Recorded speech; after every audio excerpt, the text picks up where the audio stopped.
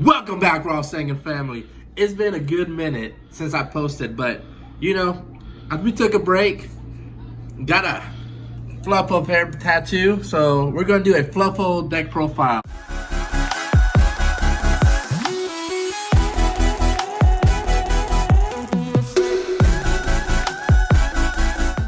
We play 3 Fluffal dogs.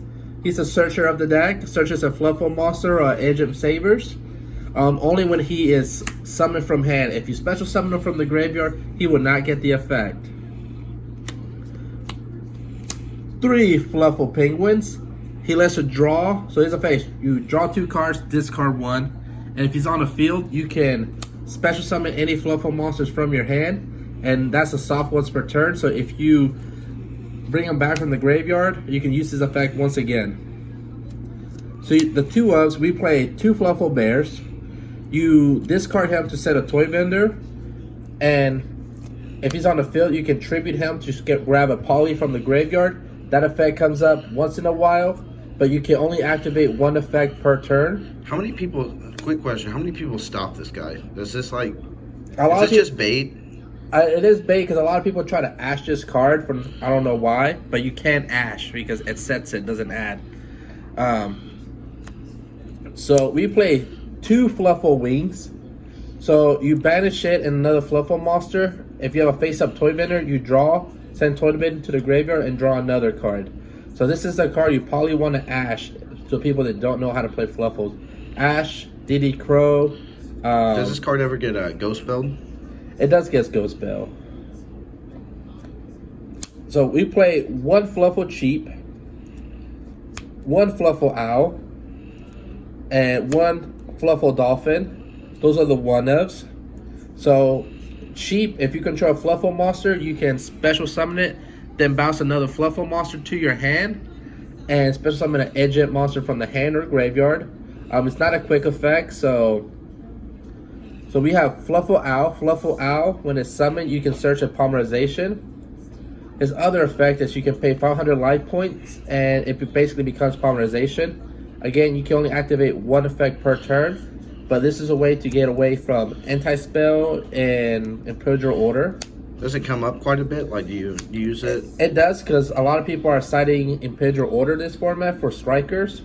So this Imperial Order is really good against this deck, so this card is a 1-of. So you play 1 Fluffal Dolphin. So it has 2 effects. So 1 effect, if you have a toy vendor in the graveyard, you can activate Dolphin, set toy vendor to the graveyard, and you can send a Fluffal monster, an Edge-imp saber from the deck to the graveyard. His other effect, if he is fusion away, you can add a polymerization or a fusion spell card from the graveyard back to your deck. So those are all your fluffy monsters. So going on the dark side, we play 3 Edge-imp chains. He also has 2 effects. If he goes from the hand or field to the graveyard, you can search an Edge-imp, not Edge-imp, a Fright First Spell trap card. And if he attacks, you can activate his effect to search another Edge-imp chain. That effect comes maybe once every 100 duels. But you can only activate 1 effect per turn. So the 2 ofs, you play 2 Edge-imp Scythe.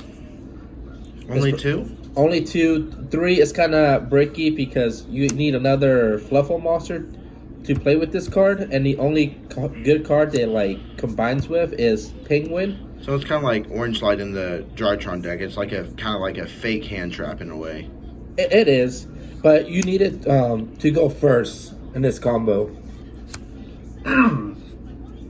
His second effect is if a Frightfur monster gets destroyed, you can banish it from the graveyard and protect that Frightfur monster. And that is not an activation. I forgot what it's called.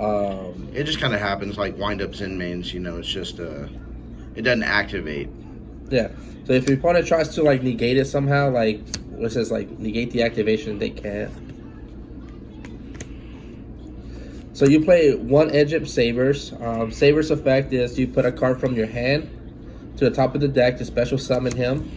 So with Toy Vendor, you can manipulate your hands. It's also, it's a good link fodder. So you play the 1 artifact scythe. So basically we play Dagna. So to set this, that's why we play 2 Edge-imp scythes, just so we can make well and pop this on your opponent's turn. That's our going first play. But for the spell cards, we play 3 Fry-for Patchwork. You have to add Poly, and you have to add an Edge-imp monster. If you don't, you can't resolve this. I see newer players just try to get one of other. We play 3 Toy Benders. Are those shatter foil? Yes, they are shadow foil, best rarity. Okay, ballin'. So, it has 2 effects. So if it hits the graveyard, you get to search a Fluffal monster or an Edge-imp Sabers. And its other effect is you can discard a card from your hand, draw a card. If it's a Fluffal monster, you get to special summon any card from your hand. It does have like any card, but like if it says you cannot special summon, you can't special summon. It doesn't ignore summoning conditions. So, and if you draw Edge-imp Chain and you discard it, Edge-imp Chain will still resolve because technically it says you draw, so Edge-imp Chain was in your hand. So we play 3 Foolish Goods, basically to send a Toy Bender. This deck just has a lot of ash bait from the looks of it. It does. Ash can really hurt this deck. This deck is really fragile, but a lot of times, your opponent has to have it. If they don't, you're more likely going to OTK. So you play 3 Polymerizations. You can't, basically the most important card in this deck, you can't play if you can't fusion summon. The 2 cards that beat this deck, of course, is Ash and Droll Lockbird. So you have to play 3 Forbidden Droplets. There's no way around it. This is one of the best cards in the deck too, just because you can send Chain, you can send Toy Bender, and you just plus you can send Wings just to have Wings in the graveyard. So you have to play it. It's a good card going second. It helps you break boards, and it's also a good card to set if you're going first. Again, you can set Toy Bender, so it just pluses and negates. So again, we play 2 Super Polys. I want to play at 3, but I want to keep this deck as 40, just because this deck is really fragile. So you want to have a bunch of gas. So 2 Super Polys is good enough to break boards. It's not the best card right now, but it is good against Rogue. So usually these cards get side out for like Strikers, what's it called, Drytrons, but. So we play 1 Call by the Grave just because this deck does lose to Ash, and everyone's baiting Ash, and it does lose to Droll, so we want to at least have 1 out for it. So we play 1 Fry-for Fusion. This is like Miracle Fusion. You banish cards from the field or the graveyard to make a Fry-for monster. And we only play 1 because it can be recycled with Dolphin. We play 1 Fry-for Repair. It has 2 effects. 1, you can return a extra deck monster from the graveyard to the extra deck to summon a Fluffal monster from the graveyard. And its other effect, you can banish it to special summon a Fluffal monster from your hand. But you can only activate 1 effect per turn. So the extra deck, you play 3 Fry-for Cool Rail. It has 2 effects. This deck has a lot of 2 effects. So when it's summoned, you can destroy a card on your side of the field and your opponent's side of the field. It doesn't target, so just remember it does not target. So you don't have to tell your opponent what cards you're targeting. Once this card resolves, obviously you tell them which 2 cards you selected, and they cannot respond because, like I said, it does not target. How often does 3 come up? In a grind game, it comes up. Like, you could maybe cut it at 2, but just right now 3 has been working really well for me, because to me this is one of the better ones. Just because Scythe you can make well on your opponent's turn, and you can't make Tiger. So if you want to interrupt your opponent, 3 is the best bet. And its other effect is you can target any fusion monster on your side of the field, and you send a Fry-for card from your deck to the graveyard, extra deck to the graveyard, and you gain half of the original attack. So you play 1 Fright for Tiger. Sometimes I want to bump it up 2, but right now 1 is working well for me. I play 1 Fright for Kraken. Oh, well, Tiger's effect, you can pop cards from many materials you use to make them. So if you use 3 monsters to make Fright for Tiger, you can pop 3 cards. If you use 2, you can pop 2, etc. And against all your Fright for monster gains 300 attack for each Fluffal and Fright for monster on the field. So you have that Kraken. Kraken has 3 effects. You can send a monster card from the field to the graveyard. If you activate that effect, that copy cannot attack your opponents directly. It can attack twice, and after the battle phase, you can switch to defense mode. So usually you're sending a card with Kraken and using Kraken as a material for Fright for Sabertooth. Sabertooth is a monster reborn for a Fright for monster. So you usually bring back the Kraken. That Kraken can attack your opponents directly because it's a new copy. His other effect, he gives all your Fright for monster 400 attack.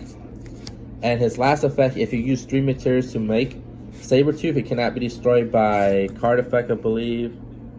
Cannot be destroyed by battle or card effect. So it comes up quite a bit. So if you know your opponent's deck can't send, so you usually make them with 3 materials.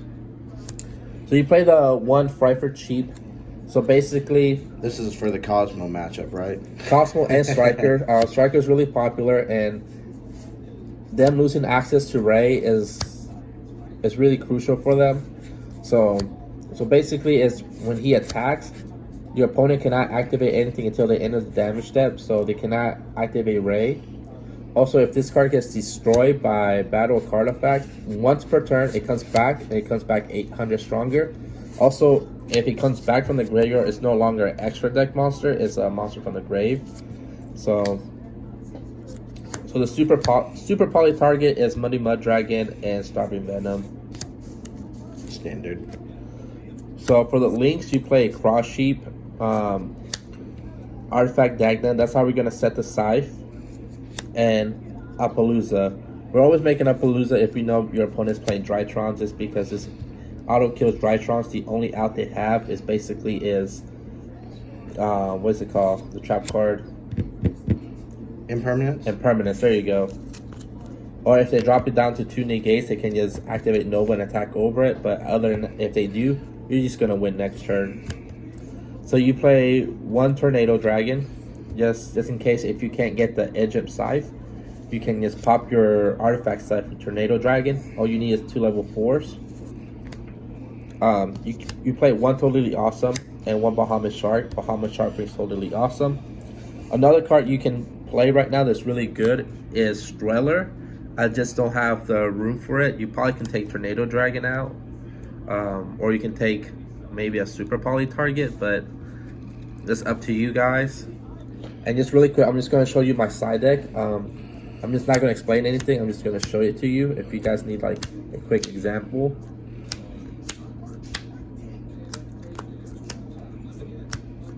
So I've been playing this deck. I've been going X1 at my locals. My locals usually like 5 rounds, so I usually just lose because I just don't open really well because this deck does brick a lot.